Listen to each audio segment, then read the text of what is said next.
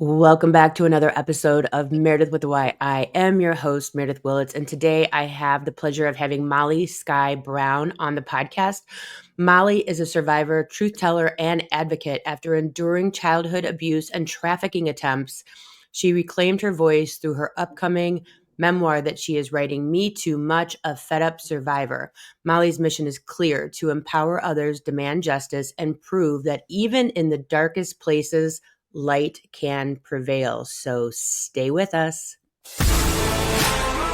Hello, everyone. This is Meredyth with a Y, and I am your host, Meredyth Willits. Today, we are going to go deep, changing lives, and I am giving you the keys to the castle.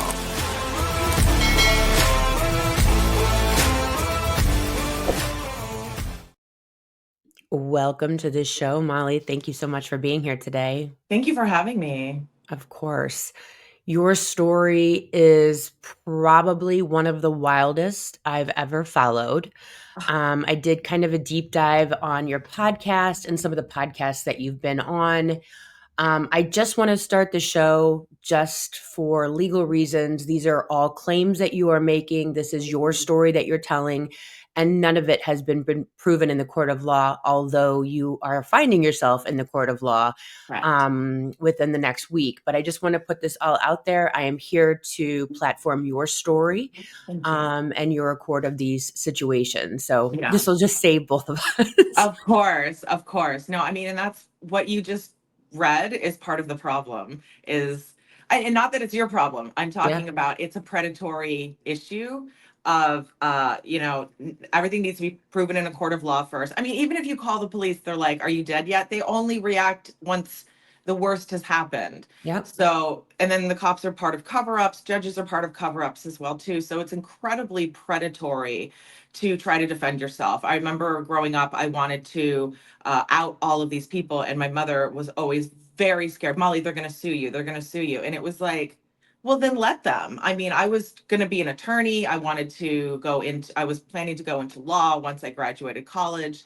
And, I got abducted and raped my senior year of college. And that's the lawsuit that we are going into trial next week over.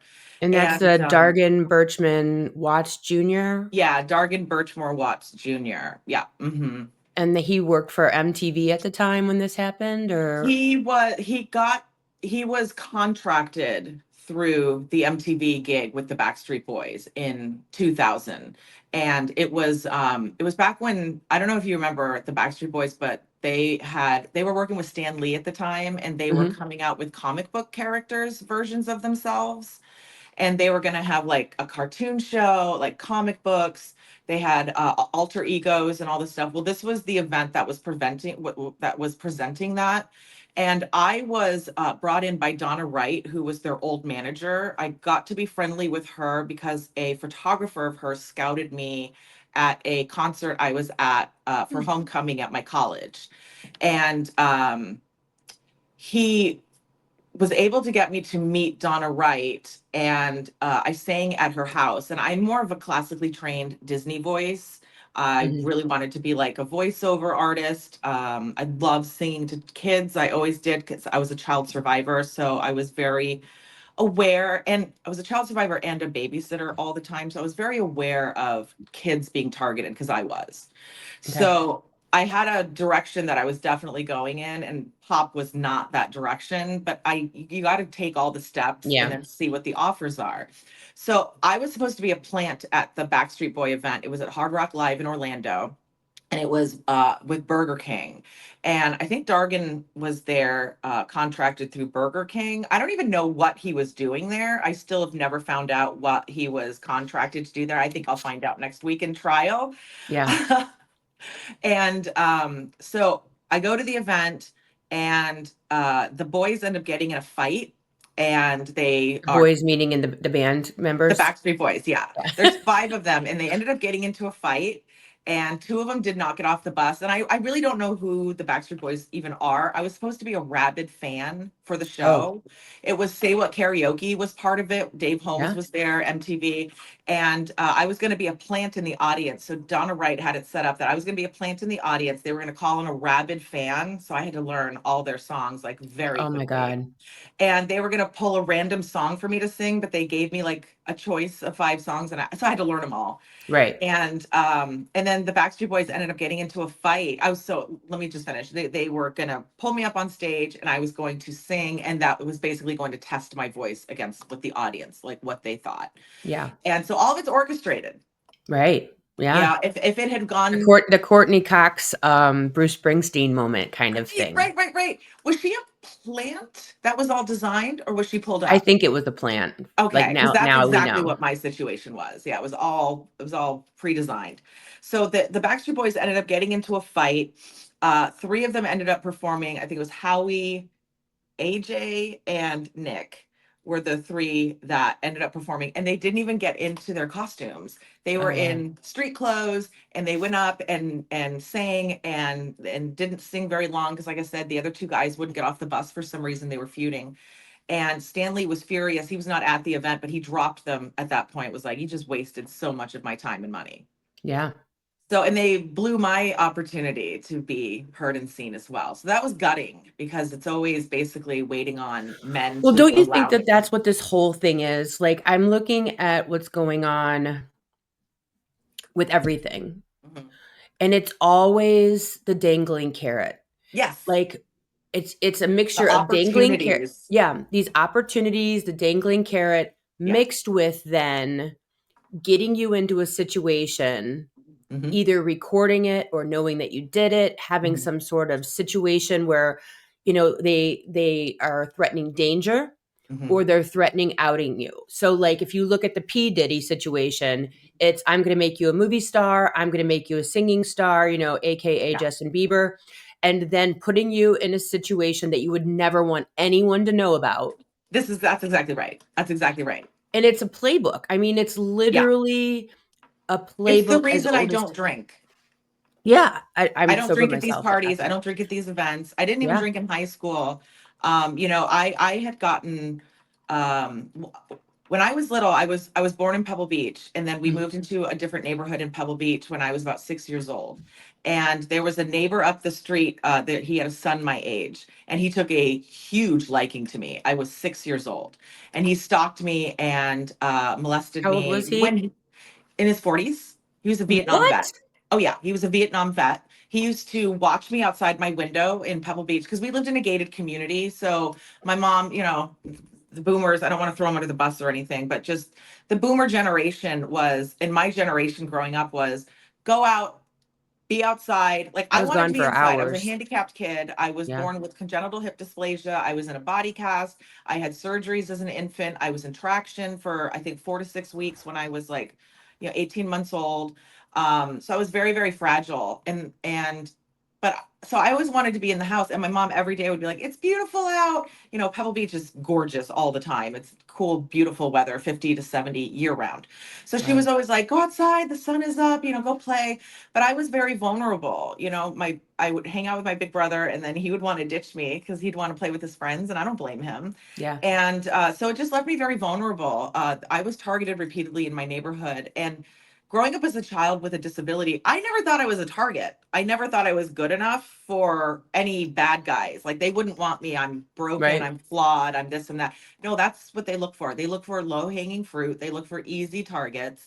And I mean, when we were at the house, part of it, no, I guess it was after that. It was the house before. They used to pull me around in a wagon when I was in my body cast. So everyone could kind of see how vulnerable I was. And that man was a Vietnam veteran, and he would be in my window almost every single night just watching me. Wow. And my Wow. parents didn't know what was going on, and I really didn't know how to tell them what was going on either. I didn't have the words. I didn't know what was going on. And even in this day and age, I try to tell people we can't be using the words molested, because I used those words for the longest time. And he raped me when I was 9 years old. He lured me into his room and raped me. And I'm using these soft terms of molesting. Why does my hand keep disappearing over here? Because I you don't got know. a fuzzy back screen. You blurred your back screen. Oh, okay. So I'll keep my hands over here then.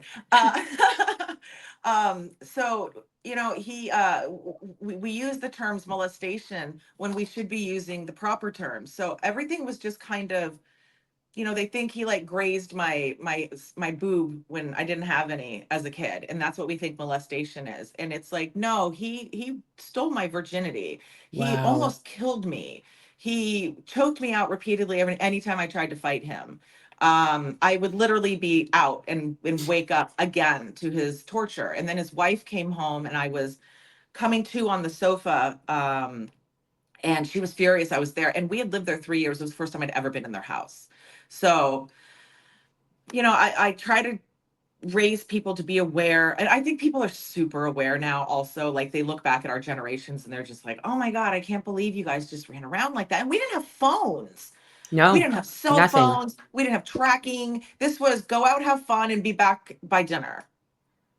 Yeah. And no guidance or supervision at that point. And then, my mom has said repeatedly back when we were talking, all of this has made it so that our relationships, my whole family relationship, is very contentious because Mm. they've witnessed a lot of things, and they could corroborate a lot of things, but they don't want to be involved and they're scared. And like I said, and this goes back to what we said in the beginning is, Molly, they're going to sue you if you speak up. And it's like, I don't care. I mean, of course I care. It's awful, but I guess I'm doing this for the next generations because I get trolled Yeah. constantly. I'm a liar. I'm a this. I'm a fame whore. This and that.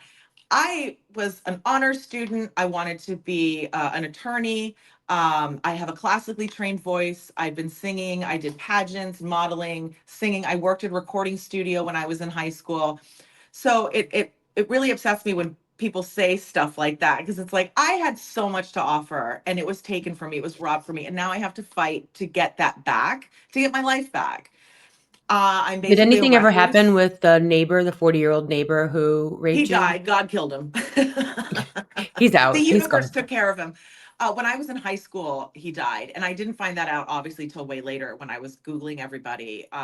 Because once this producer guy from Orlando and the Backstreet Boy thing, once he abducted and raped me. So when he abducted and raped me the night, I agreed to go to a Yeah, let's go back business. to the beginning of that. So you were asked out on a date. Not a date, no.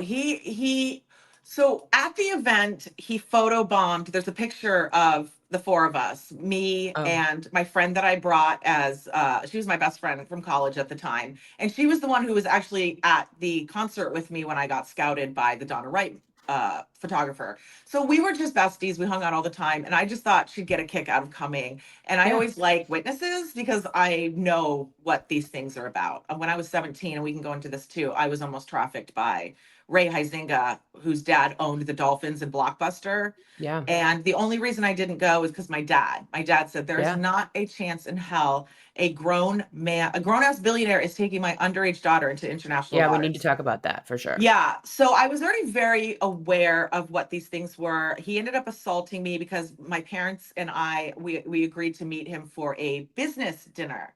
And Okay. this is what Dargan did as well. There was supposed to be business dinners to discuss opportunities that they dangle or they're gatekeepers for.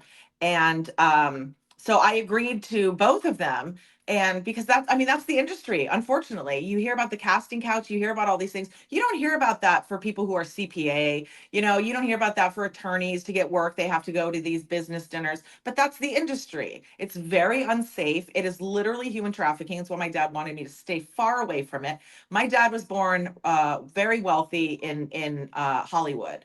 He was born to a radio tycoon, and his brothers were friends with Hugh Hefner. So he was very protective of us. It's the whole reason he did not raise us in LA. We moved to Monterey County because he wanted us to be very far away from that. He knew about human trafficking, he knew about elite human trafficking, and I didn't know anything about this. So when that guy tried to take me on the yacht for the long weekend after I sang for the Dolphins gig, I sang for the opening Dolphins gig. Hold That's on. what the date Let's go back to going out to dinner with the other with guy, Dargan. Sure. Dargan. Because they're very similar Yeah. situations. So with Dargan, I was at the event and he photobombed my friend and I, he put his arm around her, and this was before we had cameras on our phones and stuff like that. So we had a digital camera Like a or real camera, right? disposable camera or something like that, and with limited film. Like I was Right. furious. So I remember he came over and photobombed. The three of us were trying to picture me, my friend, and Dave Holmes. And he came over and put his arm around her. And you can see him, he's got his lanyard on. You can see that he's like, part of the business side of Official or things. whatever, yeah. And I look over at my friend and I'm like, who the F is that? And she goes, I don't know. I thought you knew him. And I was like, no. And he had his arm around her waist and everything, like, it was just super creepy. And he photobombed our picture. And then later I was walking out of the green room. So we were down under the Hard Rock Live in the green room, like where the musicians and stuff hang out, and then you go out on stage a little bit later. And I was getting called to go, get into my spot for the event. I know, and into my plant spot. So I go over to the elevator, and the stairs, I believe, I haven't been down to the guts of that place in a while, but I believe there was an elevator and then there were stairs off to the left. And this man came over, the Dargan guy came over, and he goes, he starts chatting me up, but he's like controlling and dominating, and I can't stand people like that. So he goes, And you're follow what, me. 19 at the time or No, at this time, so it was 2000, I was 22, so you were 22, he was in his 30s. in his 30s. He's an executive. You're this Well, 22-year-old he kid who owns his own company. I yeah, mean, he's an executive, but he's also just, hanger on her. well, he has so much gear and connections. His dad was a famous race car driver, apparently. So he got into the business through the events his dad was doing, and then started this whole business, and now he does things global, international. But I believe, I think he's just a loser, and that's how I felt when I met him. Like, he was just a local coordinator, Okay. and And I you're in was the not. elevator with him then? So yeah, I'm standing at the elevator. He starts walking up the stairs. He goes, "Walk with me." So he's like immediately directing and commanding me. He goes, "Walk with me. I want to talk to you." And I go, "Oh, I can't stand when people try to boss me around." So I love being able to use my disability to say, "No, I'm not following you anywhere." So I told him I can't take the stairs. I have to take the elevator. I'm handicapped. And he did not ride the elevator up with me. He continued going up the Oh. stairs, and I went up the elevator, and I wasn't planning to see him again. And then I went and did, stood in the audience, and then it was over, and I was like, they never called me. I'm like, this is such a bummer.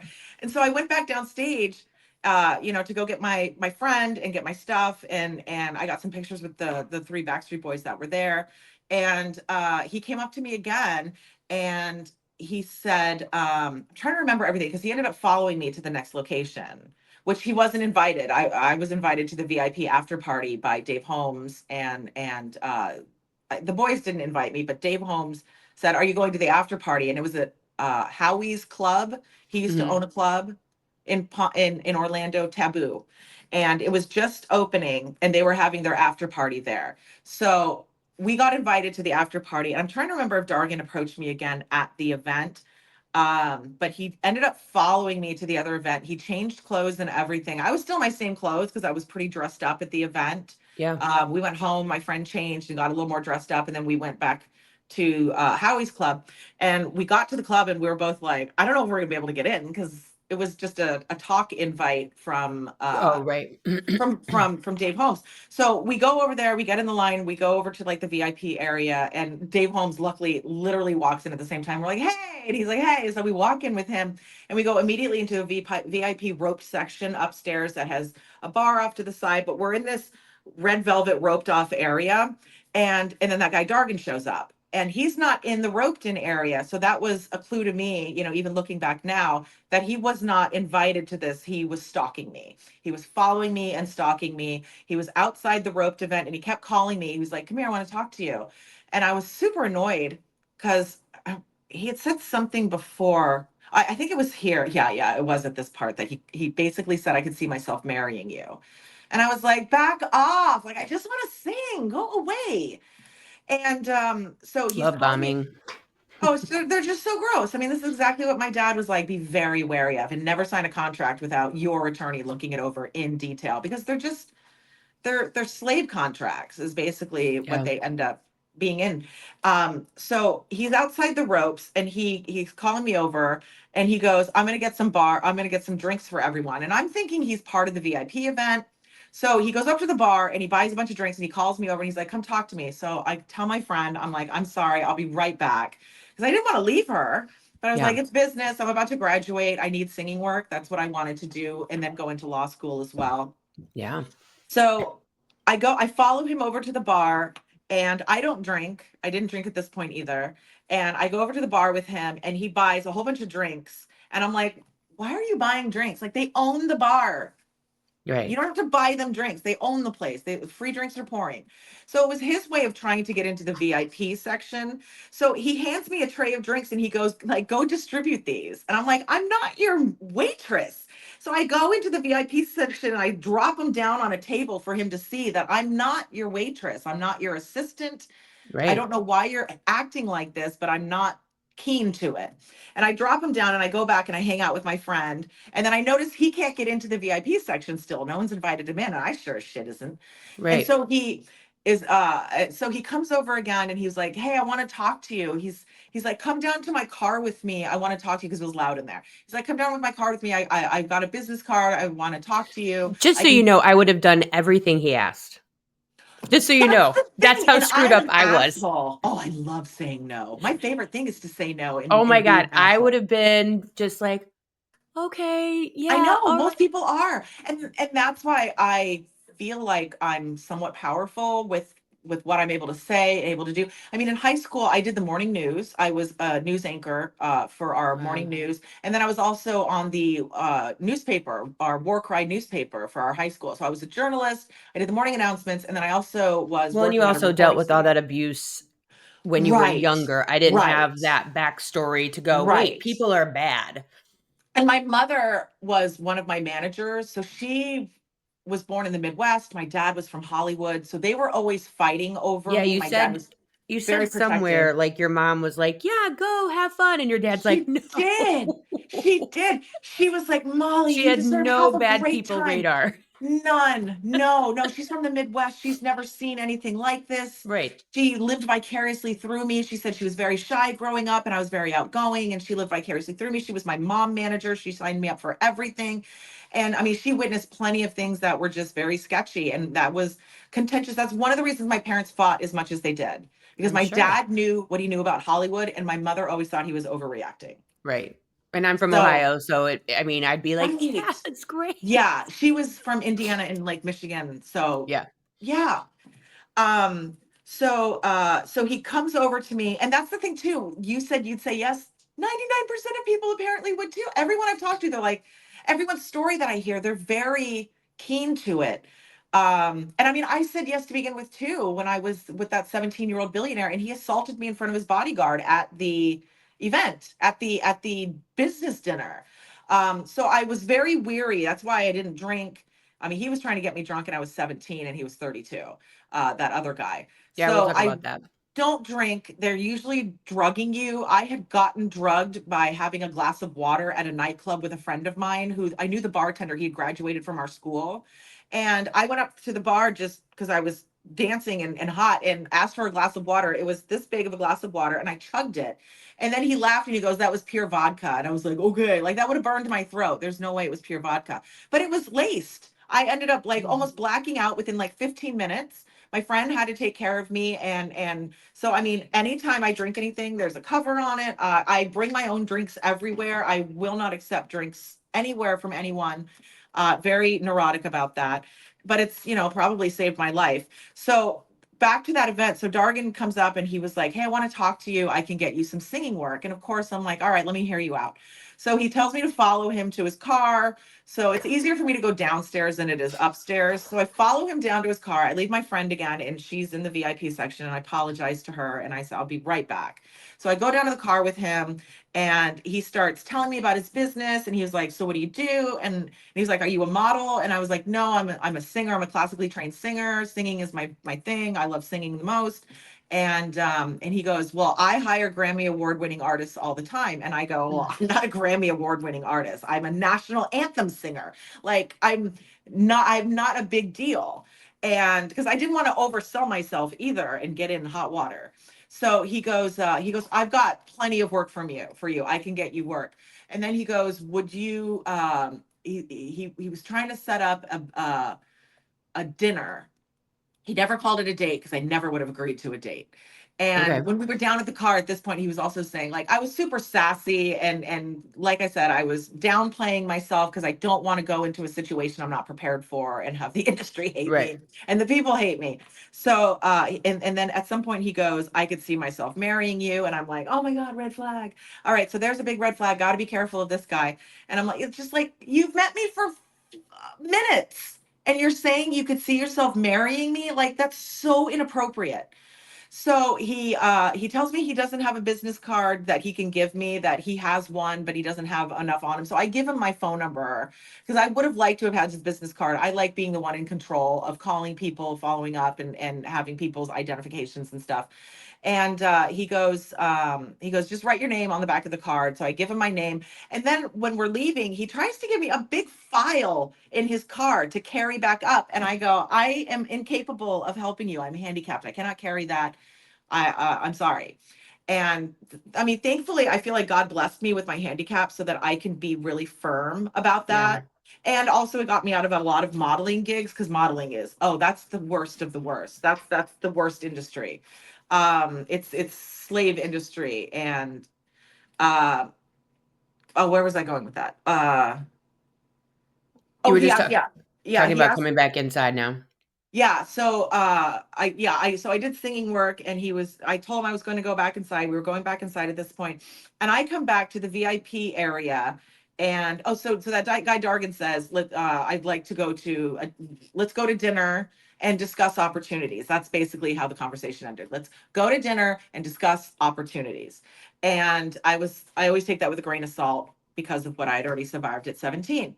So I go back to the VIP area, and my friend is there, and she just tells me that John Stamos had just approached her for sex. And I never even got to see John Stamos, but she wanted to leave at that point. And she was like, I feel really uncomfortable because he was married to Rebecca Romaine at the time. And she was like, I love her. She's my favorite model. I'm, in love with her. I hate that he's cheating on her and doing this stuff. So she wanted to leave. And I was like, that's fine with me. I can't stand most of these people. I just wanted to sing. So we leave at that point. She's really grossed out. And I'm so relieved that she gets to see like what we deal with on a daily basis, that it's just like sex club, sex for work, trading sex. It was just so seedy. So we left at that point, go home. And I think it was the next day, Dargan called. And I took that as a good sign, kind of. I was excited because, of course, I want to sing and I want to be paid. All these opportunities, they're all unpaid. I didn't get paid to sing for the NFL. That was a luxury I got to fulfill for some reason. But they don't pay you a lot of things. You have to pay your dues. And I don't know of Yeah. any other job that does that. Like, it's just so wild and so unregulated. So he calls me. I live with roommates at this time. I just went into my senior year of college at this time. He calls me up, and he starts talking to me on the phone, and he starts telling me where he lives and his house. He says he has a craftsman style colonial house in a historic neighborhood in Orlando. And I don't really know the area because I had just transferred from Florida State to be in Orlando. My mom was living there at the time, and I kind of wanted to be closer to her. And there was drama going on in Florida State with a guy that I trusted to date. I mean, there are just so many bad people, and they're just so predatory. And I'm a very nice person until I can't be anymore. Yeah. And like you, we're very trusting, and we don't Yeah. think people are baiting us into horrors. So I transferred schools. I was at UCF, and so I got home. My roommates were there, and like I lived with other roommates and stuff. So he calls me, and he starts setting up the business dinner, saying, let's get together on Friday. I'll pick you up, and we'll go to dinner, and we'll discuss opportunities to sing with his company. And I'm like, all right. And I don't know if you know, also, I know Rena O has said it, who was an Epstein survivor. She and I have spoken at length, but she was saying the same thing. You don't question these people. You don't say, where are you going? What restaurant? It's just professional, even though we should be asking these things. Yeah. That's the whole point. They don't want us asking these things because she was like, you don't ask a billionaire questions.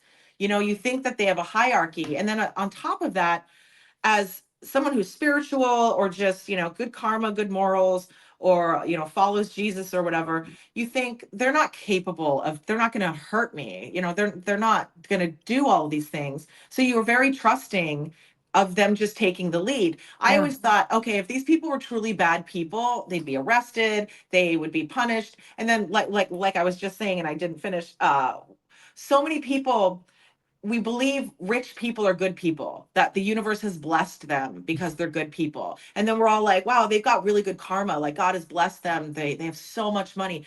And no, I mean, money is just control and they just hoard it and then Yeah. abuse their powers. For so many different reasons. So he calls me up and we're talking on the phone and he starts telling me about his house and that he lives alone, and then he told me that he bought like a $20,000 bed that a king owned. And I was like, what the fuck does this have to do with me? I don't know if I can curse in here, but I was like, what does this have to do with me? And I'm just on the phone and I'm like, yeah, that's cool. Like, good, congratulations. I hope you live a happy life with your new bed. Like, what does this have to do with me? So we get off the phone, and that Friday, I agree to go out with him, and he comes and picks me up in his car. And it's the same car that I saw at the event. And he picks me up, and we start driving. And he's not asking a ton of questions. He's kind of just asking about college and school, when I'm graduating, and what my majors are, and what I plan to be doing. And then I mean, we didn't drive all that long because I lived in Orlando at the time, and this was in Orlando as well, the area that he lived in. And I know that the area that he lived in has a lot of historical houses that are turned into restaurants and stuff. So we pull up to his house, and I'm like, where are we? Like, Yeah. why are we here? So we pull up, and I'm thinking it's a restaurant at first. It looked like maybe it could be a little tea house or something. Like, I didn't know what it was. And then we pull up, he pulls up onto the street, which was a brick street, like a cobblestone brick street. And he pulls up in front of his house and he parks the car and he goes, I need to take care of some business for about 20 minutes. And I was furious. I go, okay, well, I'll wait in the car. Yeah. And because I'm handicapped and I'm seeing all these stairs, there's stairs that go up to his house. There's like, the cobblestone street. I have to be careful. My knees dislocate easily. I have EDS, which is, loose ligaments and stuff like that. So I didn't want to get out of the car. And I told him I'll wait in the car. And he turned the car off. And he goes, you can wait in my office. And I'm like, all right. So I get out of the car, I follow him. We go down there's like a little sidewalk that leads up to his house in the middle. There's a driveway to the right. And he didn't park in the driveway. That's why I wasn't sure where we were. I thought we Yeah. were at a restaurant possibly. So we go into the house and he has to help me up the stairs. Like he goes up the stairs and I'm standing there. There's no banister or anything for me to hold on to. And I'm like, I can't do these stairs. So I had to hold his hand and get into the house. And then we open the front door and I'm like, this is a home. Like, why Right. are we here? So I go into the living room. I like stop at the front door because I mean, I'm red flags are going off for me being 9 and being lured into that house. And I'm Yeah. like, stay here. And so I'm standing in there, and he immediately comes in and tries to offer me a glass of wine. And I'm like, furious again. Again, I don't drink. So when someone offers me a drink right off the bat, all the bells go off. So I Yeah. was like, no, thank you. I'm not interested in a drink. I thought we were going to dinner. And he Yeah. goes, yeah, well, I have to take care of some business in my office. And I go, okay, I'll wait right here. He goes, you can wait in my office. So he lures me down, and we go to the left of his house and down a little hallway, and he opens the door, and that bed is in there. The bed he's been talking about that a In his king owned office. in his office. Yes. And I have pictures of it. He sold the house right before suing me. So he's had it this whole time. He's been like renting it. And I would be surprised if it's full of cameras. Like he rents it to people all the time. He Ugh. moved out of that house. But I was able to find pictures when he was selling it, and the setup is exactly the same. He doesn't have that same bed anymore, but he admitted to it in the deposition Yeah, that's that he what had I the I bed. read. Yeah. Oh, so he's screwed. He admitted to it. And then he said, we never had sex and I was never over. So how can I literally draw what your bed looks like? So I get into the doorway. It's a teeny tiny little room. He goes in and immediately starts turning on a computer. There's a desk at the foot of the bed, and there's a computer facing the bed. And I'm frozen in the door. Like this is so inappropriate. And he says, "Come in, sit down." He's like, "I want you to see the bed." And I'm like, I can see it fine from here. The I room's wonder if he tiny. has videotape of that I encounter. believe he does. I believe he recorded my assault. I believe he There's no other attempted. reason to have that at the end of who puts that at the end of their bed? That's so weird. Yep. Yep. It was casting couch. It was absolutely casting couch. So he turns on the computer as soon as he comes into the room. And oh, I can see why it's there's a light here. I keep wondering why my hand kept disappearing. It was really freaking me out. So he's I'm standing in the doorway and he's like, "Come on in." And I was like, I said, "This is not okay." I go, "I was sexually assaulted as a child when I was 9." I said, "This is just not okay." And you And told him he, that. yes. And because I was frozen in the door and he was like, "Come in." And I was like, I said, "I was abused as a child. And I'm very uncomfortable with this. I think this is very inappropriate." And he goes, "You can trust me." Famous last words. No. He was like, "You can trust me." And I'm not, how much am I going to argue with this guy? If he's a rapist, I'm thinking, okay, well, other victims would have spoken up. He'd be in prison. You have to think, well, okay, I guess I can trust this person because how is he Free. having a business, right? How is he free? How is he recruiting other girls and getting away with all this? So I believe he offered me the glass of wine to try to drug me. And then we were going to hang out and then the wine would kick in with the pills and whatever was drugged in there, and then I would end up looking complicit because the pills usually make you look like they're, Relax. well, relaxed and consenting and euphoric. I guess that's the best word for it, is like a delusional euphoria. And Yeah. then it looks like you're complicit, you're enjoying yourself because there's the heightened sensations of everything.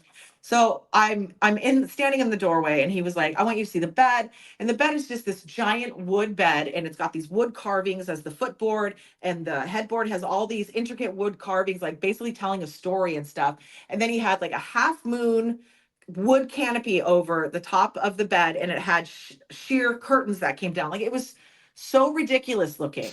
I was just like, "Oh my God, what is this guy's deal? This is so weird." So I'm just frozen in the door. He goes over to the computer and turns it on, immediately just starts turning it on.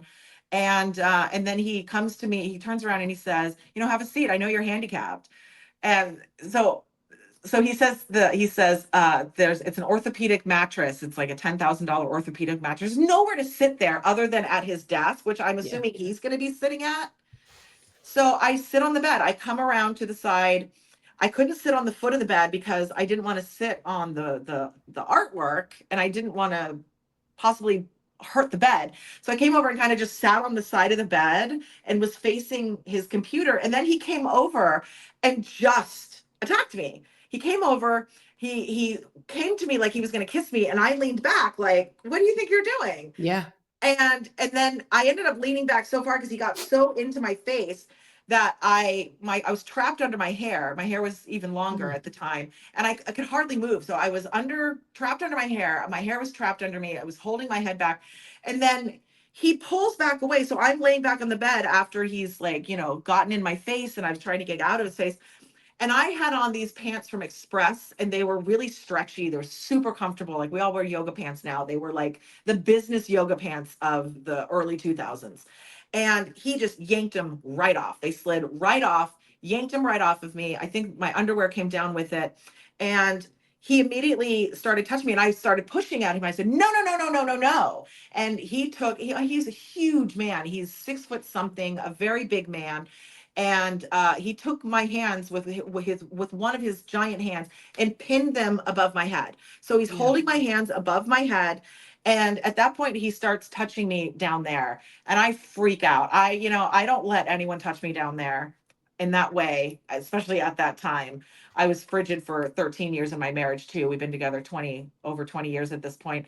Um, so I started freaking out. Immediately reminded me of the attack that I survived when I was 9. And I started crying, and I was telling him no. And then he was in between my legs. He got in between my legs, and I don't have any kind of strength or anything. I was terrified to fight him Yeah. as well. I knew we were home alone. I wasn't sure if I fought him, he might kill me. I didn't want him headbutting me.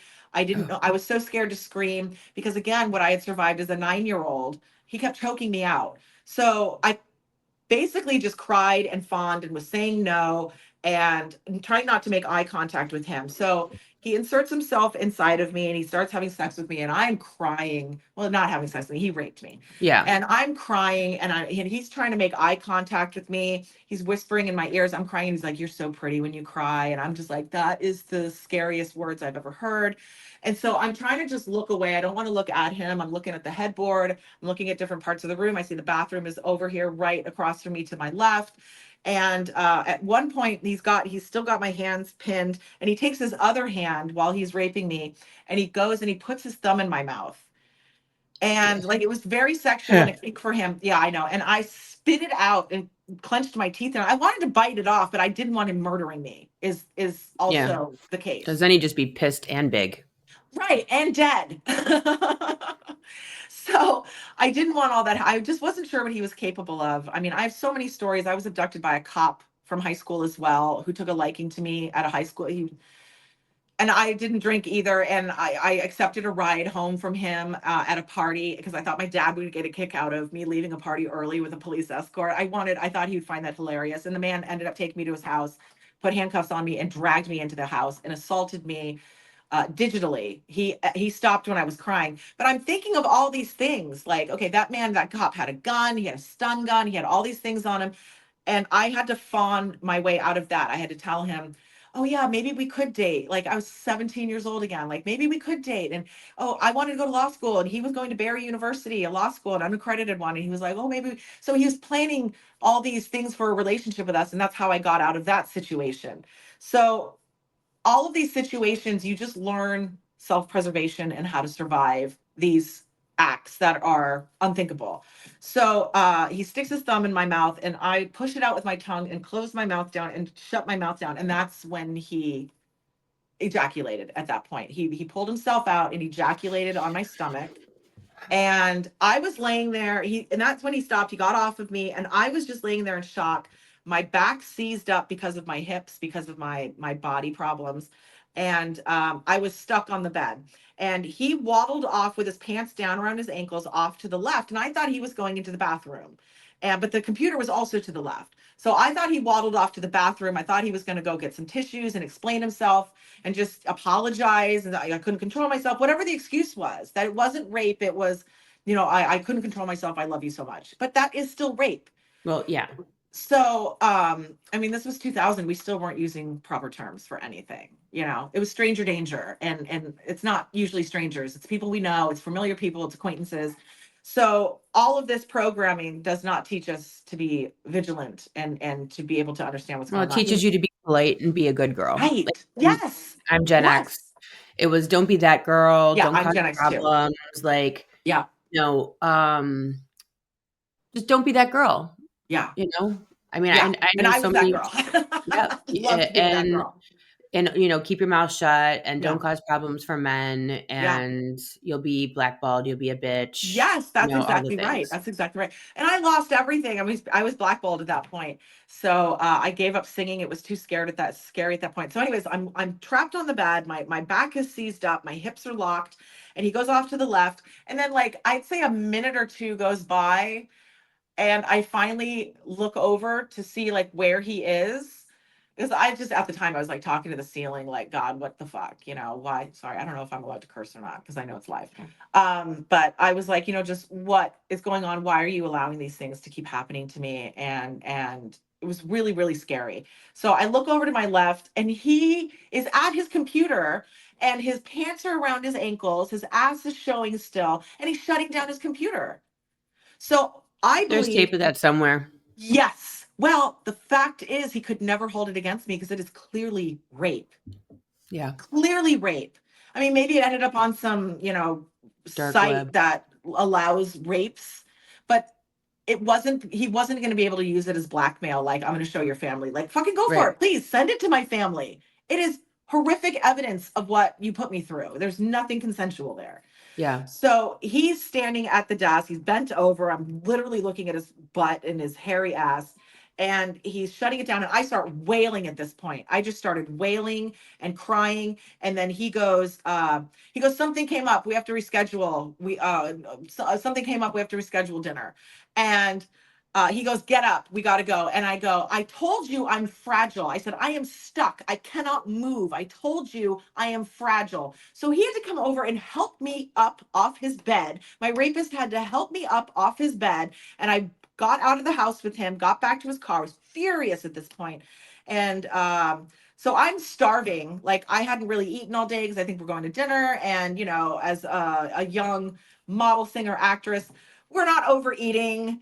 We're very much monitored on how we look. I was always on diets. My mom always had me on diets. It was always every agent I saw, they're like, you need to lose 5 pounds. And I'm like, that has nothing to do with singing. My 5 pounds has nothing to do with singing. I don't need to Yeah. lose 5 pounds.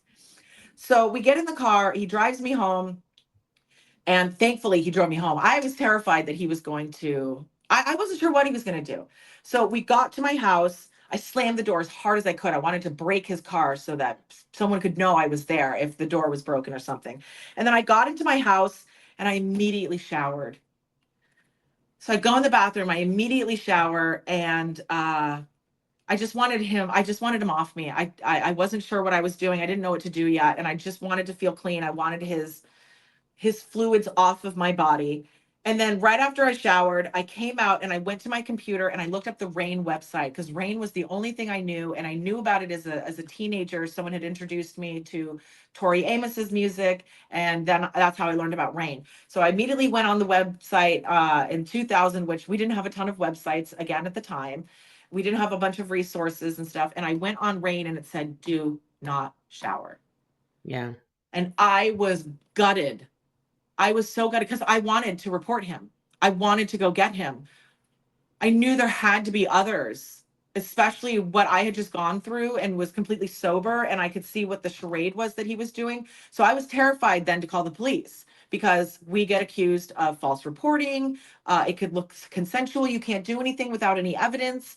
So I got very, very depressed. I was immediately like incredibly suicidal. I was beating myself up. I was so angry. And it was going into the weekend then at that point, and I was just a basket case in my house. I didn't leave my bed. I couldn't even sleep. I was very manic that whole weekend. I wasn't sleeping. I was just watching TV chronically, constantly. And the next day he called me. Saturday he called me, and I saw his number, and I was like, "Oh my God, why is he calling me?" So he calls and he leaves a message and he goes, if you expect to, oh, no, no, no. He didn't leave a message. He called again and then he called again the next day. And I can't remember. I wrote it all down. It's all submitted to courts and stuff. But at one point he called and he left a message and basically said, if you expect to work on Monday, you need to answer when I call. And I was like, first of all, he never even heard me sing. How am I working for you? I never even auditioned for you. And I was like, there's no way I'm taking work from this guy. There's not a chance in hell. So I didn't answer the phone. I didn't respond to his call. And then Sunday, the next day, he called again. And I answered the phone and I said, you are a freaking, I said the F word. I said, you are a psychopath. I said, if you ever call me again, I'm calling the police. And I hung up on him and I never ever heard from him again.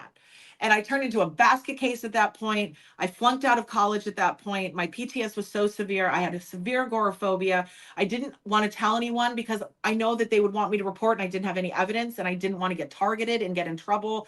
The system is so predatory. And like I said, I was abducted by a cop in high school. Am I supposed to go Yeah. report to cops? As that cop was assaulting me as a teenager, I told him I was abused by a pedophile. And that's one of the reasons I was freaking out and crying so much. And he was like, oh my God, I'm so sorry. So I literally reported to a cop while he was assaulting me. Do you think he Yeah. did anything? You think he go file a report right afterwards and go help me? No. So I was terrified to get them involved. I was terrified to do anything.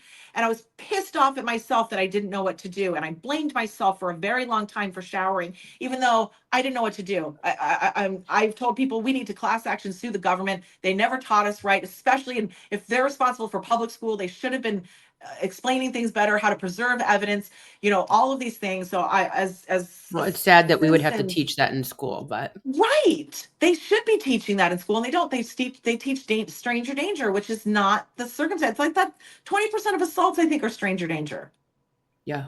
So we're Yeah. leaving out the majority, and we're training people on the smaller Yeah, percentages of abuse. most people that are assaulted, no matter what kind of assault, murder, etc., they you know them. Yeah. These are people you know. These are Yeah. family members, these are Right. friends, these are neighbors, They get to know you so that it's easier. teachers, coaches, Yeah. pastors, Yeah. things of that Yeah. nature. Yeah. The Absolutely. Mentors of some sort, you know? Yeah, and they work their way and groom you and get closer to you.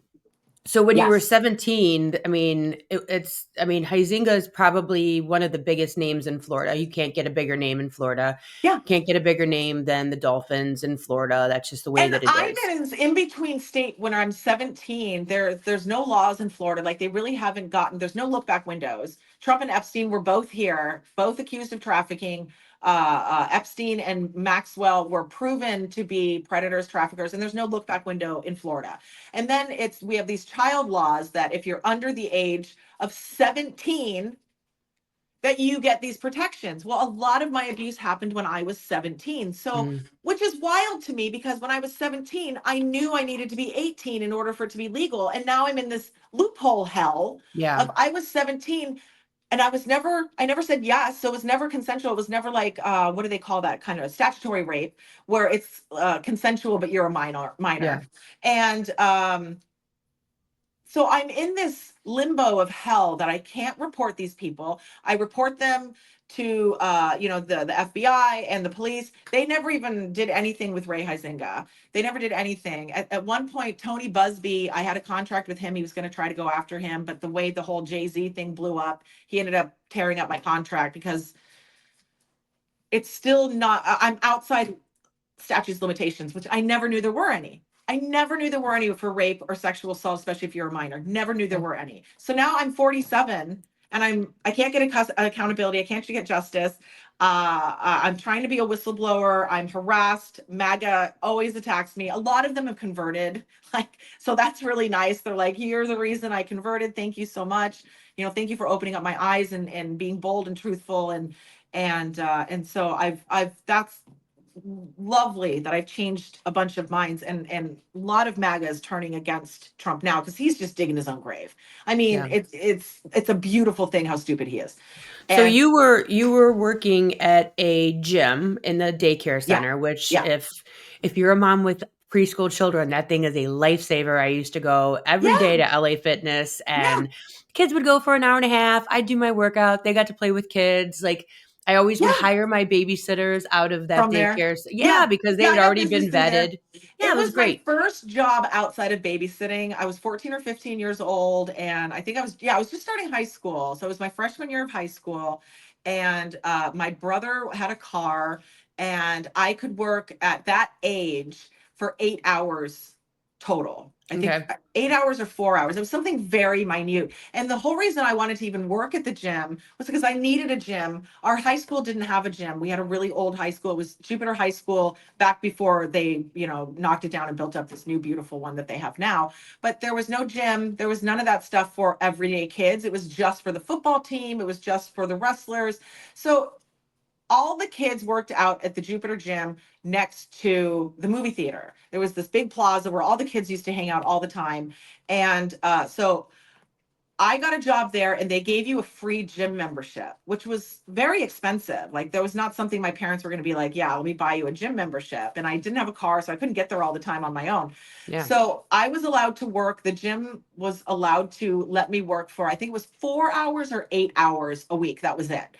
So I'd work on the weekends for, I think it was a 4 hour shift on Saturday and 4 hour shift on Sunday. And I'd go in the morning and I'd do the morning shift. And, I would just wear, one of their shirts from the gym and hang out in the daycare and watch Disney movies with kids. And I mean, we can go into Disney. Disney's another, it's another recruitment tool. Think of your princess and all this stuff. It's all safe. And we've heard plenty about Disney. So we'd watch Disney movies, play with our hair. I love just hanging out with these little kids and protecting them. And, I'm very keen to see, it's very easy for me to see abuse and abusive children and what their mannerisms are. So I always just like to be a safe person for them. I'd sing to them. They'd love me and just hang on me all day. So after my shift, one day I decided to go work out and I had on, my mom would tell me, she was like, Molly, you should wear something a little more tight fitting so that you can see your body when you're working out. Otherwise, I always wore giant t-shirts and shorts. And I was always covering my body. It was very, very modest. I developed very early too. It was like fourth grade I started getting boobs. So so I decided to work over in the cardio area, and I can't remember exactly what machine I was on. I thought I was on an elliptical. I was on something low impact because that's all I was authorized to do without hurting my knees and my hips. So I was in the front area. The gym had like the cardio was up by the main windows, and then there was the check-in desk, and then there was all the stuff back there, and there was more cardio back in the back. But not a lot of people were at the gym because it was super early. So I went over by the windows and I was exercising over there, and I took my shirt off and I had like a sports bra on and my tight shorts or whatever. And I was, trying to see what areas I was working as I was working out. And as I'm on, whether I'm walking on a treadmill or a stair stepper or something like that, whatever I was on, I see this woman and another woman. They're both walking and talking. And I believe I've identified both of them. I know one of them was Ghislaine, and the other one I believe was oh gosh, what is her name? The hedge fund wife that also dated. Oh my gosh, what's her name? She was Miss something. Oh Was my it God, why can't Amy? I think of her name? Was it? Was there an Amy? No, but I thought her name started with an A. And her husband was a hedge fund billionaire. I have no. She's a scientist in some sort, which is, I mean, it's just wild because the Epstein party I went to, they all are fake. What is it? Dubbin, Ava Dubbin. That's it. It was Ava Dubbin who I believe was with her. Okay. Because Who I you believe? remember. You're not 100% sure. Well, no, exactly. I'm not 100% sure unless I could see footage and confront her and get her fingerprinted and stuff. But from what I've seen of her and her mannerisms and how she looks, it looked like it was her. And I heard that they hung out all the time. They were very, very close. So these two women are walking and they're talking. And Ghislaine Maxwell looks in. She sees me out of the corner of her eye and she looks in the window.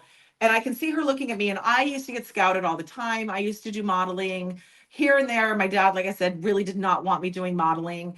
And I had done some like modeling since like second grade.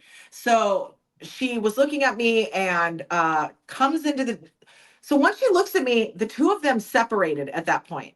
They were absolutely walking together and talking like they were buddies. And then the minute she looked over to me, she like witnessed her and then kind of veered off like, oh, she's got to do something. So then they separated and walked off.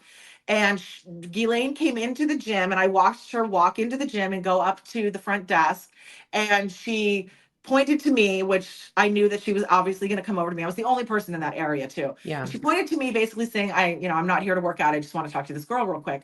So she comes over and approaches me, and she introduces herself, and she says her name, and I'm like, oh my God, I don't know how I'm going to ever pronounce that. And she's got a foreign accent. And she comes up to me and she says, have you ever done any modeling? And I said, yeah, I have. And she goes, oh, I can tell you have the look. And so she goes, how old are you?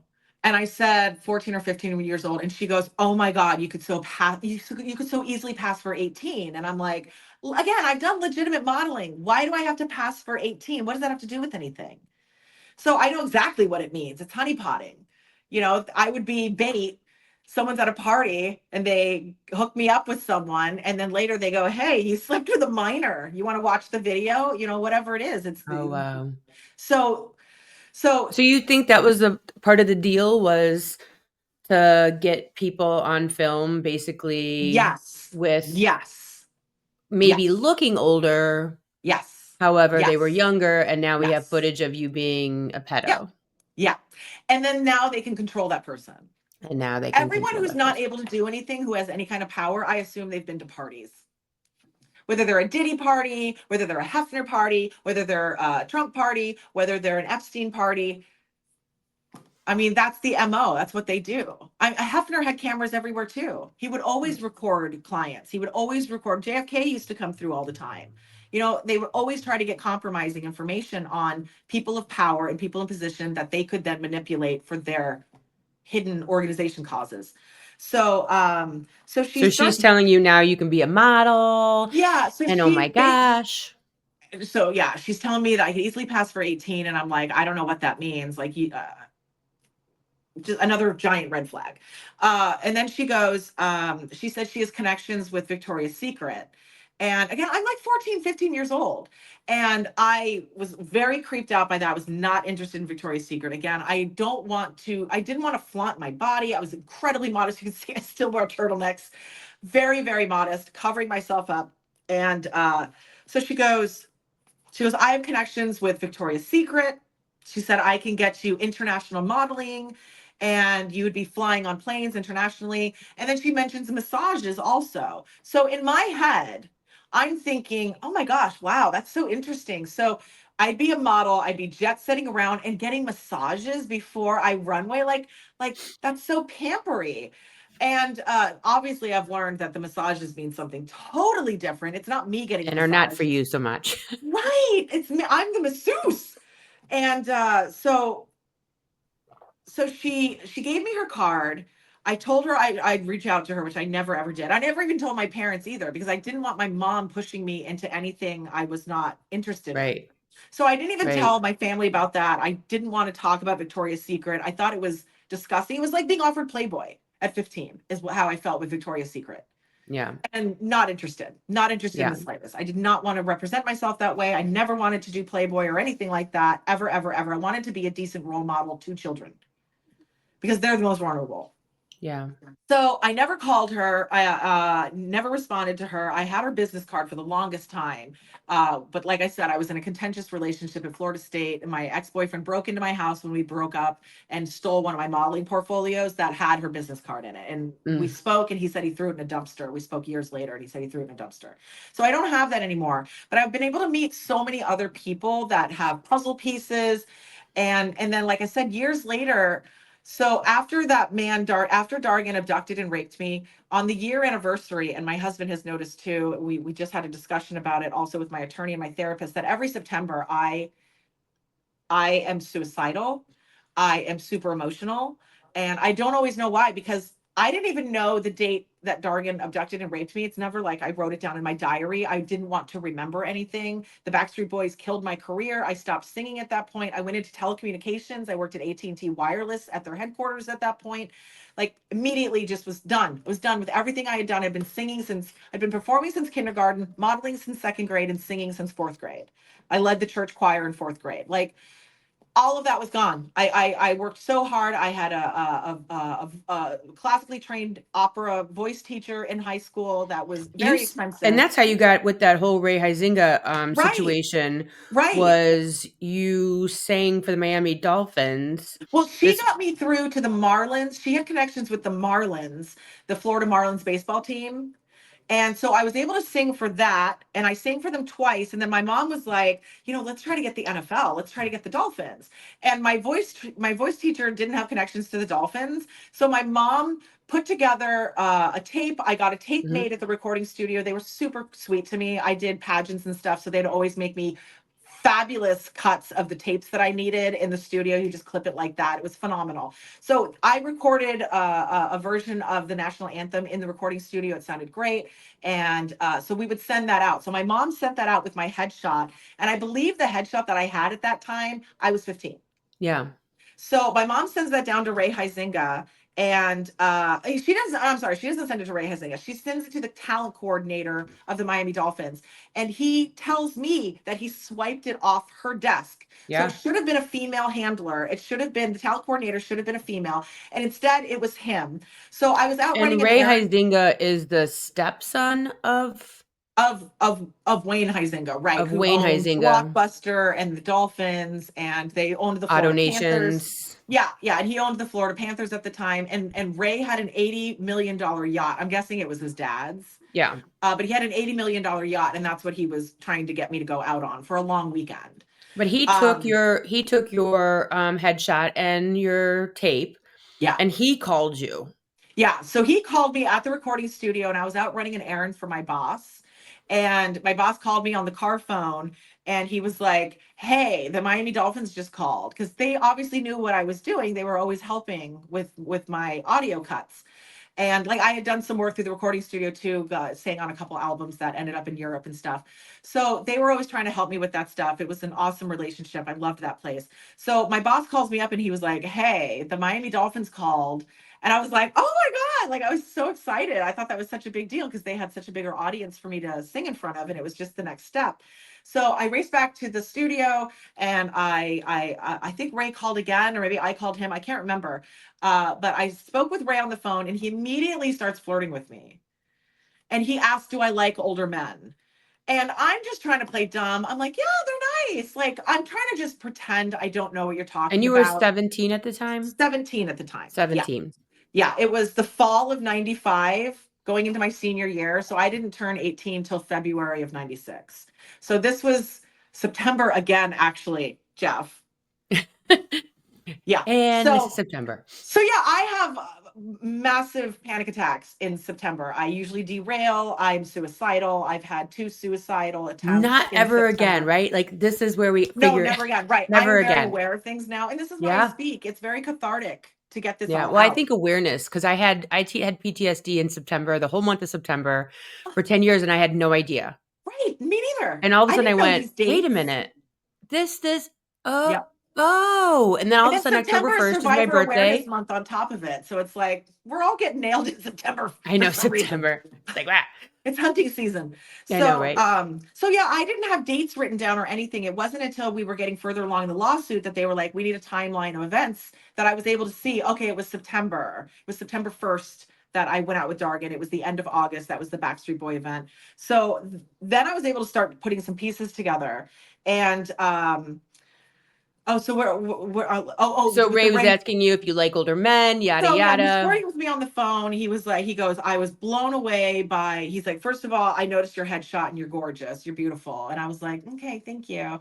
And then he said, and then I heard your voice and it gave me chills. I think your voice is so beautiful. And he goes, he tells me on the phone that I beat out Hootie and the Blowfish. Yeah. I So saw. those were supposed, I guess they were supposed to sing. I doubt it. I think all these things are lies, but I was really excited. I was like, oh my God, I beat out Hootie the Blowfish. That's amazing. So I was singing the opening game for the opening season. It was a Yeah. big, big deal. And so he's telling me on the phone, do you like older men? This is before internet and cell phones, so you can't send pictures. So he FedEx overnighted, which was easily $50 from Miami to Jupiter, Florida, where I worked at the recording studio. He overnighted a picture of himself and then said, hopefully you'll still like me or hopefully you'll still sing after seeing me. And I was just like, Well, oh my God. Ariana Grande, she started her career by singing for the anthem at the Panthers stadium arena. Right. So I mean, like, Right. it's a big deal. Exactly. So she started what stadium? The Panthers for the Florida Panthers. Which She Panthers? The Hockey Florida or Panthers. is that hockey? Okay, Yeah, that's him and she also. lived in Boca Raton. They owned that, so that would be the same thing. That's Ray Huizenga also. The Huizengas owned the Florida Panthers as well, Okay. and he owned him at the time. So the night that I went out with Ray, that my parents allowed me, my dad said, take my Porsche. My dad had a beautiful Porsche, and he said, take my Porsche. I don't want this man thinking he can pull anything over on you, and Right. that we're not waiting home with a shovel and a pitchfork to come after him if anything happens. So I was like, yay, thanks, Daddy. I want to drive your Porsche. So I drove down to Fort Lauderdale. So let me backtrack. So he calls me, he offers me the gig. He says, I beat out Hooting the Blowfish, and then that I'm so pretty. Do I like older men? And I just wanted to sing. So I used to always just kind of pander to these men and play dumb. Like, I don't know what you're talking about. Of course I like older men. Older men are nice. They're fine. I'm trying to just not say that I'm willing to date older men or that I'm into them sexually, but sure, older men are fine. I'll be friends with one in order to sing Yeah. free for your organization. So he goes, he writes me a letter. He says, you're going to get a formal letter in the mail. And I have the letter on his letterhead. I have everything that he's written me, Okay. handwritten notes. And then the letterhead that he signed with all the dolphins, it's on Dolphins letterhead and everything. At the very end, he says something about flirting with me. That he was flirting with me and basically couldn't help himself. And, he's looking forward to me singing and I couldn't help myself. put It's so into gross. writing. He put it into writing. And my mom made copies. So my mom wanted me to date him basically. Like She thought it was an amazing opportunity. She loved that this guy was interested in me. My mom was always like, Molly, you're such an old soul. You're so adult. Well, I had to grow up really, really quickly because of these predatory people. I really didn't get to have a childhood or a Yeah. normal teenhood. I was on the TV show Sightings. I did the intros. I don't know, do you remember that show in the 90s? Yeah, I remember seeing like what you're talking about. Yes. Okay, so I was one of the people in the call center in the beginning of that. My brother and I, we were extras. We had the same talent agencies. We were with Boca Talent, and I was also with Sarah Parker Model and Talent Agency. So I had contracts with both of them, and they both said, "Stay away from Casablanca and Trump Elite. Stay away from them." They basically told me that's human trafficking. And because I was like, they seem to have really good gigs, and they're like, they're self-orchestrating them. And I'm like, but they're in Mhm. Vogue and this and that. And she was like, they have connections to all of that. Don't believe any of them. They're not safe. So I was always staying away from that and doing what my agent was telling me to do. So I mean, I was on TV shows and commercials and was doing all the stuff. I was in the paper all the time. I was winning pageants. So I didn't have a normal high school experience Yeah.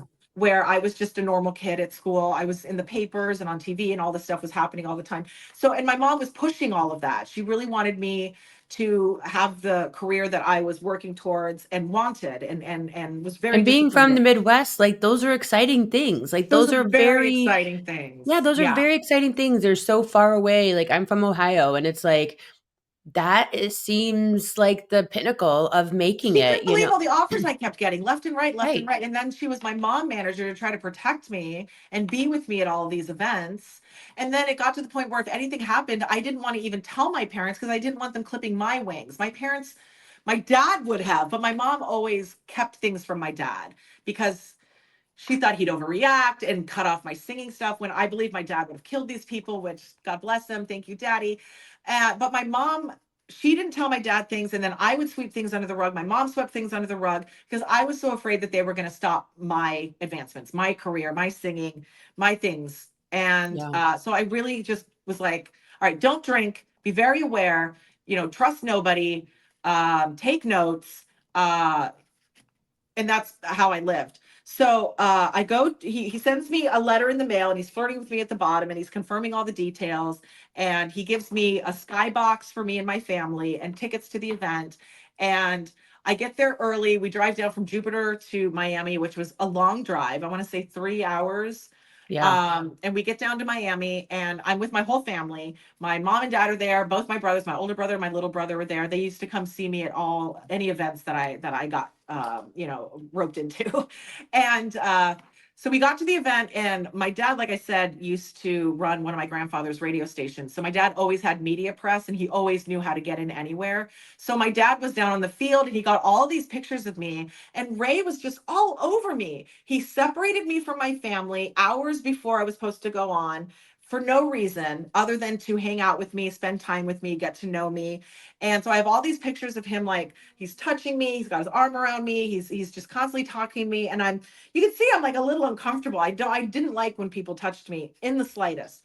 So I go and I sing. He's literally behind me on the field, like clapping. I have all these pictures. It was like 50,000 people in the audience. It was a huge, huge deal. It was really cool.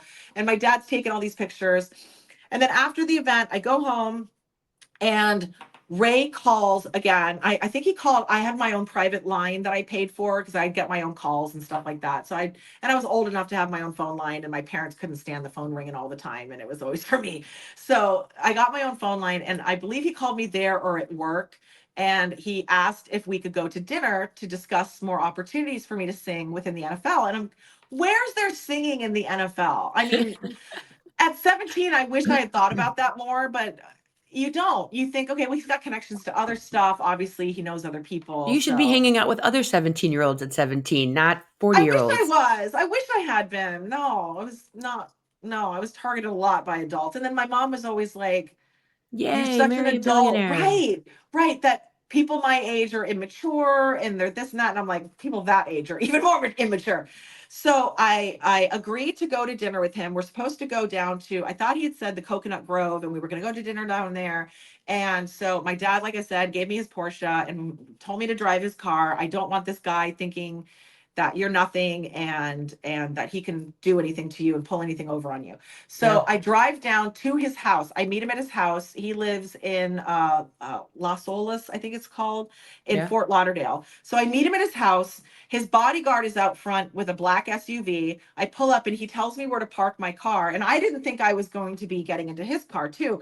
So he tells me where to park my dad's car. I park my dad's car over, I think in the cul-de-sac or in his driveway or something. And it was really weird. Like they didn't offer me a drink, which thank God they didn't. But I thought that maybe they'd be like, oh, hey, just acting cool and casual and like, hey, you want to drink water or anything before we get going? So I get into the SUV. Ray gets in the back seat with me and he immediately starts holding my hand. And I'm like, ay, ay, ay. So he's holding my hand in the back seat. I had a turtleneck on at the time too, because he said he was going to take me to a Panthers game and that he had owner's seats because, like I said, again, he owned it. So we go to the Panthers event. We go to the Panthers game. The game has already started, but it's just the beginning of it. And we're walking in and someone tries to offer scalped tickets and he goes, I own them. And I was just like, and I'm with him. Sorry. Like, Barf. barf, Ola. So we get in there. He's holding my hand still, 32-17, holding my hand. We go and sit down in the owner's seats. Great view. We're watching the game. And I loved hockey because I love the cold. So I loved being in there. It was nice and freezing cold. Like I said, I'm from Monterey Bay. It's 50 to 70 degrees year round. And then we moved to the swamp and I'm like, oh my God, I'm dying. So I love going to the hockey games because they were ice cold in there. So we go and sit down and he immediately offers to get me a drink. And I tell him, no, I have to do the morning news in the morning. I said, I get up at 5:30 in the morning for school. I can't, I'm not drinking and driving. I told him I don't drink. And I said, on top of it, I'm driving my dad's car. I'm not going to go drive his car drunk. And then I said, I have school early in the morning tomorrow. And so he was upset about that I wasn't drinking with him. So then we left. We literally left within 10 minutes of getting to the game, which was super annoying. So then we left and we get back in to the car, to the SUV with his bodyguard driver driving us. And again, he's holding my hand in the back seat. And we end up downtown, Fort Lauderdale, Coconut Grove area. And we're passing restaurants and I'm going, oh, like, I'm wondering what restaurant are we going to eat at? I wonder where we're going to go. What kind of meal am I going to have? Am I going to have good food? I'm very food motivated on top of it. So that's another thing where I'm like, oh, we're going to have some good food. So, we end up at this bar called the Elbow Room and Yeah. we come in through a back entrance through the service entrance in the back because I'm not old enough to be It's like the there. biggest dive bar, I think, in all of Fort Lauderdale. Okay, so you're familiar with it. Yeah, we lived there for 2 years. Incredible. Yeah. Okay, so we go to the Elbow Room. He knows everyone there. We come in through the back, not the front door. We come in through the service in the back, and he's got a private table back there. It's super weird. So there's a private table back there. It's a circular table, and I'm thinking they serve food here. I found out later because I had the police investigating, and I called them because they were still around. Up until a few years ago, and they still might be. No, they're still there. I Oh just my God, saw it was just unbelievable. just a year ago, still there. Unbelievable. And they were like, no, they don't serve food. And I was like, well, I never got any. So I get into the booth, and the bodyguard is on the left side of me, and Ray is snugged up against me on the right side of me. And so I'm in the middle, sandwiched between the two grown men. And I'm sitting there, and Ray starts ordering drinks. He goes, what do you want? And I said, I'm not drinking. And I told him again with a big smile, Ray, I'm not drinking. Again, I got to drive home. I've got my dad's car. I've got school in the morning and I don't drink. And so he got pretty annoyed at that. He was slamming him back. He was very, very drunk. And then he started groping me and grabbing me over my clothes and started making out with me. And I pushed him off of me and I said, Ray, I said, we're here to talk. And like, I said, try to control yourself. And I pushed him off of me and he took my head and shoved it into his crotch and told me to give him a blowjob. And at that point, I started crying from being manhandled. I got myself, my nose touched his crotch, the zipper of his pants. And I pulled myself up. And I mean, I'm guessing other girls just say yes. And, they get a gig. That's never how I wanted to work. I never wanted to have to do any of this stuff, especially what I survived when I was 9. I never wanted sex for work ever. I was never ever going to agree with it. Even if it was beneficial and I was enjoying it, I never wanted to have any part of that. Yeah. So he throws my head down in his crotch. I start crying at this point because he's manhandling me and it's hurting me. And I come up and I'm crying. And at that point, Ray tells the bodyguard to drive me back to my car. So I leave. Ray stays there drinking. I leave. I get in the car with the bodyguard and I'm shook up. I'm shaking. I'm crying. And the bodyguard apologizes to me on behalf of Ray. He says he's shit faced and blah, blah, blah. And I was like, yeah, that's still unacceptable. And so he got me back to my car, got me back to my dad's car. I drove home. I remember having the windows down and it was late. It was like, 10:30 at this point. My parents were going to be in bed. So it's not like I could go home and just immediately tell them. They were asleep. My mom took sleeping pills to sleep every single night. My dad had to go to work in the morning, so they didn't want to talk to me when I'd come home late at night, whether it Yeah. was a party, whether I was abducted by the cop. I would just go home and get in my room and go, "Oh my God, you survived another one. Go you, thank God you're safe, you're home." And then I'd pivot in my head of, okay, what can we do so that we're not doing this and that I've got to do something else. So I go to bed, I get home, I go to bed, and the next day I go to school and I get home from school. And I want to say it's like broaching towards the weekend at this point. And I'm thinking I'm not ever going to hear from Ray again. Obviously, I turned him down. I was crying. I was really upset about the whole thing. I was not playing along.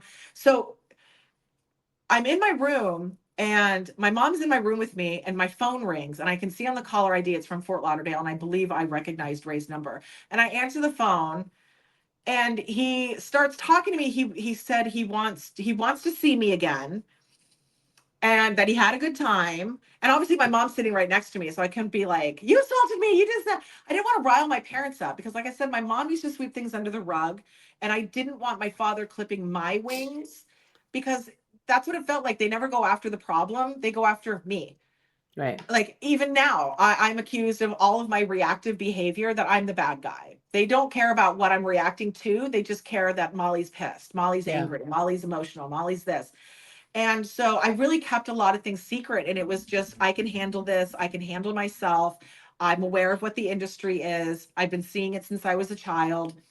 I mean, even the pageant thing I did, the one of the pageants that I won, and I went to the next steps with my mother.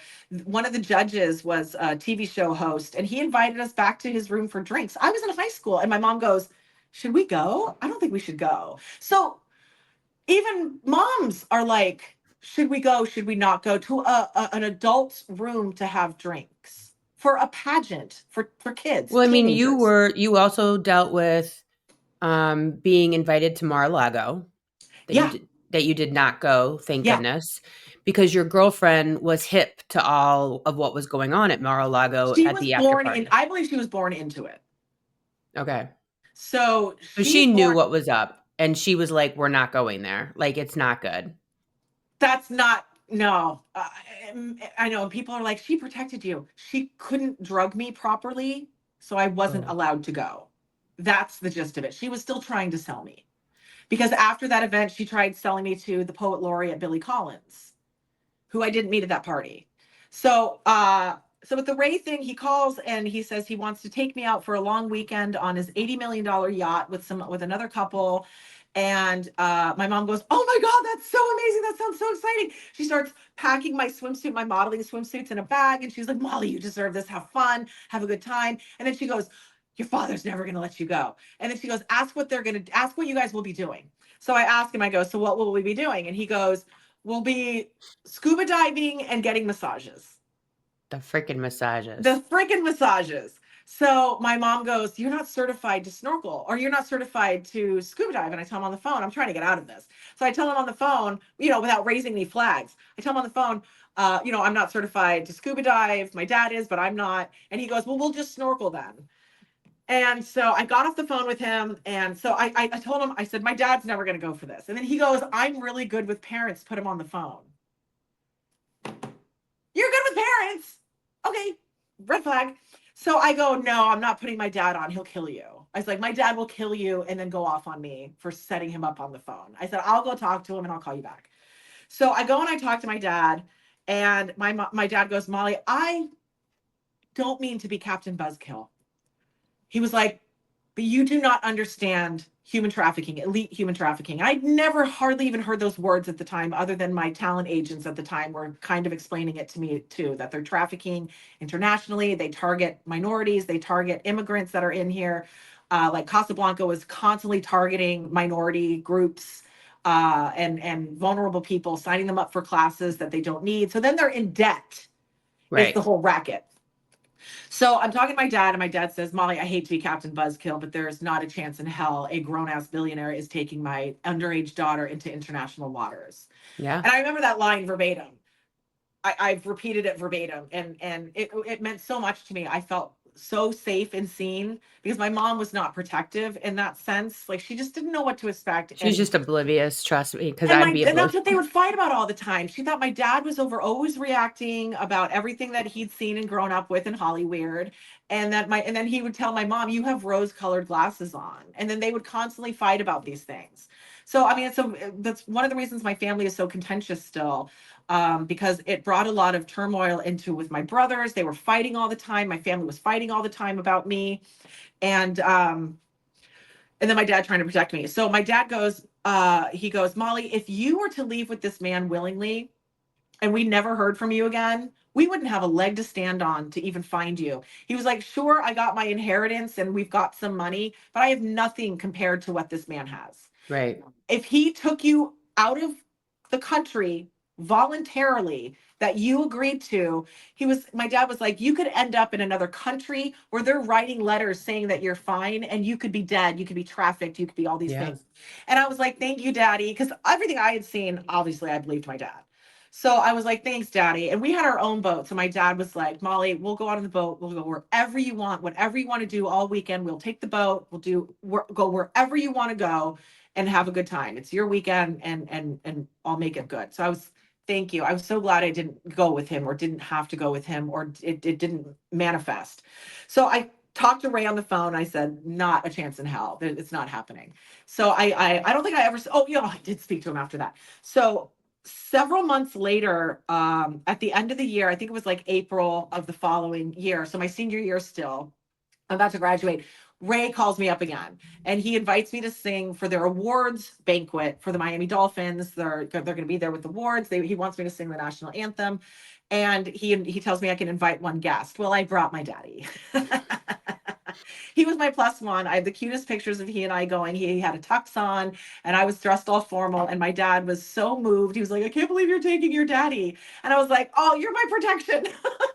And he Right. was like, you sure you Literally. don't want to bring a friend or anything? I said, no, daddy, I want to bring you. So Ray left me alone after that, especially with my dad being there. So that was really great. I really didn't speak to him after that point, but it was another entry point for him to try to gain access to me again. Yeah. And I never really saw him after that. I graduated school and I started up at Florida State and moved up there.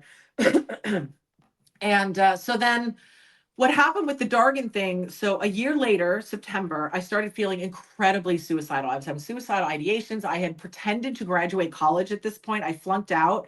And because of the agoraphobia, I really could not go to class. They didn't offer online classes at the time. So I lost everything. I lost my scholarships, my grants. I had things for like good grades and stuff like that. I lost all of that. And I pretended to graduate. Uh, I had my family, my friend again from that event, my best friend who was at the event with me. She was with me. And I walked because you didn't get your diploma till later. They were still tallying grades. Yeah. So I had put in that I was graduating and I had to fake it for my entire family. Because what am I supposed to say? I got abducted and raped. Now they're going to want to do something about it. I have no evidence. I have nothing. It's his word against mine and I just wanted to try to move on. I screwed it over by showering. I didn't mean to. I didn't mean to do that, and I didn't want anyone forcing me to now go report with no evidence. I didn't want to be a bigger target. And I mean, look at me now, a Well, I huge think, target now. yeah, I think that the big takeaway of what you're talking about is really bringing light and shining a light on the modus operandi of Yes. which these predators do act and the words that they use Yeah. and the like the seduction of Hollywood and money and cool Yep. things Yep. and connections like it And the just majority take it. and the And majority can take you it. blame them? I would have done it in a New York second. Had I been hard up for money, if I didn't come from a family that was pretty stable, like the reason we moved to Florida was my uncles rewrote the will and stole my dad's $2 million inheritance. So we had nothing. We were cut Yeah. off. My dad had no longer had access to the radio station, lost his job. He couldn't get rehired because everyone's like, why would your family do that? You must be a monster. So we moved to Florida with literally nothing. My dad fought in court, and I'm so grateful that he did, because now I have no fear of the legal system. My dad showed me how to fight back and win, and my dad won. He got his inheritance. It took years to get it later. We ended up staying in Florida because the money went a lot further in Florida. So Yeah. I was living in a gated community. We had a boat, we had a Porsche, things were good. So I wasn't desperate to take anything. Whereas other people are like, I've heard some survivors, they were paying for their mother's cancer treatments. Yeah. Like I there's mean, there's a lot horrible of people that situations. people don't realize that Palm Beach and West Palm Beach could not be any more diabolically opposite of the Right. financial. And then you see what happened in, with Epstein. Yeah. They were targeting a lot of kids from the West Palm Beach high school Yeah. because those kids are literally living in poverty. Yeah. And then you just go across the bridge and it's some of the wealthiest people in the Yeah. United States. This is, Yes. Trump, Epstein, Yeah. billion-dollar homes, billion Yeah. dollar clubs, things Exactly of that right. nature. And that is probably what gave you the leg up, was not being in complete desperation, having parents Yep. that were watching you, were having conversations with you, albeit Yeah. your mom's was a little askew. You still had the dad to balance it out, but you still Yeah. had parents. A lot of those kids that were trafficked from from Right. Palm Beach High School Broken were homes. broken homes. The parents were not around or were not Or both were privy. working. Like my mom Yeah, didn't and have they to weren't work. savvy to Yeah. this type of lifestyle, And that's whereas why you're I'm speaking. I'm trying to educate people, whether I get justice or not, whatever. I'm fighting for the next generations to not right. ever have to go through this. Anyone who comes at me like, you want fame, you want money. No, I want to actually protect the next generations. You guys obviously don't care. The boomers didn't care about us. This generation doesn't want to care about the next generation, but I do. I Well, feel and like I there's have a clearly a moral playbook. obligation. I feel like I have a There's a moral playbook. obligation to educate people. I Yeah, know so much. I want to keep people safe. My theory is if we can starve the beast system, then we can win. If we stop feeding it because we're too smart, then we win. And so much of the gatekeeping has gone away. I mean, look, we're on a podcast right now. Nobody had to gatekeep this. right. Nobody had to, make sure that we were allowed to speak, which that used to be the case. I mean, Well, even in social 20, media has changed everything because your oh, I voice know. can get to these young people and go, if it seems too good to be true, it It probably is. is. Right. But that's what we might have heard. Right. But dot dot dot, this is what it actually sounds like. This That's is what it exactly right. looks like. This is what it feels like. Exactly right. And I think the problem too, like with someone like yourself or a lot of these other beautiful girls, is you're like, I am pretty. I am talented. I could do this. This Right. does make sense. Mm-hmm. This is in alignment with Yes. my talent and my looks. Yeah. So it's not like someone's It's asking like someone, you have the qualifications you for have the these things. qualifications. I think that the problem is that, a People are just lot of the, naive to the system. yeah. And, and when I'll teach you how to massage, girls are probably And like, casting couching. I mean, okay, we I shouldn't can be do meeting that. people privately. Could Yeah. you And I imagine if mean, you were CPA and you were like trying to interview with a CPA firm and they're like, let's go to a business dinner at my house? yeah. Like, that's the thing. It's not regulated. This is how the industry worked. The Yeah. casting couch started on Broadway. I mean, Well, it's now just horrific. we're learning about Nickelodeon. We're learning about Exactly. all And of I used to these. go audition for Nickelodeon all the time, Disney Yeah. stuff all the time. We used to drive up here and I'd go on auditions at Universal all the time Yep. as a kid. Well, I know that you've got a big week coming up. Um and we're definitely, I'll be thinking about you. Thank You have to you. like message me or email me and keep me posted on how Oh, I that's definitely going. will. Well, I Uh, feel like there's three outcomes that could happen at this point. He will either probably drop the lawsuit at the last second and maybe fake health concerns or whatever, making me the villain again. Or he's going to what was it? He was going to dismiss it. What were the I'm trying to remember what the three were. It was, I believe he was going to dismiss it or negotiate something with me on the steps, like try to offer me something. Because at mediation, he was there was no mediation, and I'm thinking the judge is going to be very furious with him because this is just a frivolous targeting lawsuit, and I plan to sue him for malicious prosecution after this. So in mediation several months ago, he offered me I could remove everything, write him a letter that I'm a liar, and apologize to him publicly, and also he wants me to pay him $100,000, and I was like, And I'll this see you is at Dargan trial. Birchmore Watts, This is not Dargan Heising. I Reform, just want to make sure. which my mother knows the truth. So Dargan's defense is he's saying that he met me on AOL and that he gave me tickets to the Backstreet Boy event. And I'm like, okay, well, you've admitted that you had the bed. You also said we didn't have sex. So you're screwed there.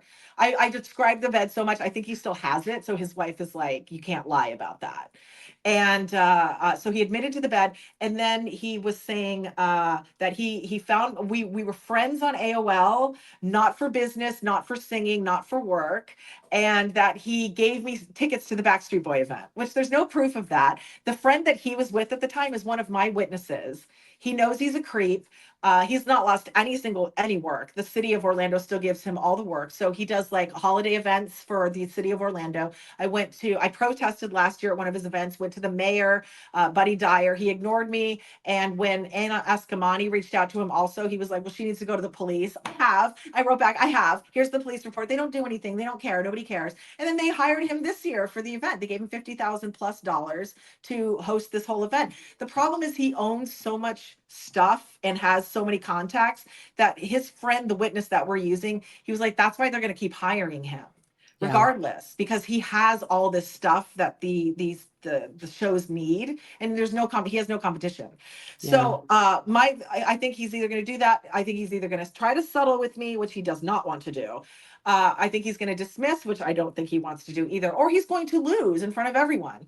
Like I said, my mother knows the truth. My mother knows I was there for work, that Donna Wright got me there. And my friend knows that went with me, that Dargan did not approach me that way, that's not how it happened in the slightest. So he's going to be continuing to commit perjury in front of everyone. I'm very excited. I cannot wait for court. I Uh, can't wait. I For wish five you nothing years. but the best on this Oh, because that thank you. is huge. And I so want you, keep speaking. I'd love to have you back because we have like Yeah, there's still more to talk about. I mean, the there's still Epstein more to talk party. about, and we're an hour and a half I in. So know. like, I want to make I sure know. I've everybody, condensed my story down to I think like 3 hours, and I'm trying yeah, to just even spit it out quicker. because we still have to talk about one of the Bradys Oh and my God, yes. that Oh whole my God, situation. yes. So yeah, we have much more to talk about, but I welcome you back. Yeah, We have to talk thank about you. what happened with your court case and a couple. And the Well, Epstein party and the the Epstein recruiter party. and We'll have to get into all that. jumping out to Mar-a-Lago and what Yeah, I was told. Yeah, everything, we everything. got Yeah, more to there's talk a lot. about, but I so appreciate you being here. Thank We'll you. have to reach back out on the other side of your court case and get all the other details because you have a whole situation. But Yeah. um, thank you for being brave, and thank you for having the guts because I know a lot of people have Oh, I'm probably terrified, but I do it anyway. the exact same story and haven't Yeah. come forward yet. But these women that were on the steps of the Capitol last week, I think are bringing all of this forward, and they're like, it's us or nobody because no one else is doing it for us. Hopefully, well, and Yeah. So hopefully, because there's a lot of silent survivors like me that didn't say yes to anything, and we don't have contracts or NDAs, and we're not invited. We're not invited yeah. because all the people speaking up, they have lawyers that are part of the system. Brad Edwards is part of the system. David Boy is part of the system. So they're gatekeeping all these girls. They're not letting David or Brad Edwards still defends Trump to this day. Like that negates my experience. That negates my life. I know other survivors who were raped by Trump as a child through occult practices. I know many of them. If you go to the other podcast that Emma Catherine does with Your Imagination is Real, she's interviewed all these people that no one will. So Nancy Grace interviewed me in 2021. She's never aired it. They hunted me Well, if you down. look at what's going on on television right now, they're shutting down shows. That's why I'm so They're grateful we have no Thank God for gatekeepers. podcasts. Thanks God for Yes. social media. At least we can do our little part over here. Yeah. All right, my dear. Thank you so much for coming. Oh, your mic cut out.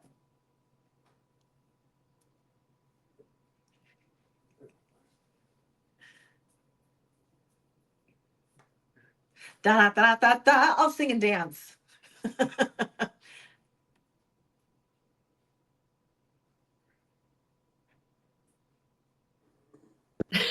Can you hear There it me? is. Yeah, now I can. Oh my gosh. I don't think I can hear myself talk. Okay. I can I hear you can't though. hear myself. I don't know why. Let's see. Airbook. It says whatever. Well, I'm just going to hope that someone can hear me because I can't hear myself. Thank you so much, Molly, for being on the show. I so Thank you. appreciate you. Everybody, I'll be back here next week, same time, same sandbox. Thanks again, Molly. Appreciate you. Thank you so much. I appreciate it. All right. Bye, guys. Thanks for listening. If you would like to connect on a more personal level, head over to meredythwillits.com or on Instagram at Meredyth with a Y for behind-the-scene footage and outtakes. Please subscribe and come back each week for more Meredyth with a Y. Thanks again for listening. Cheers.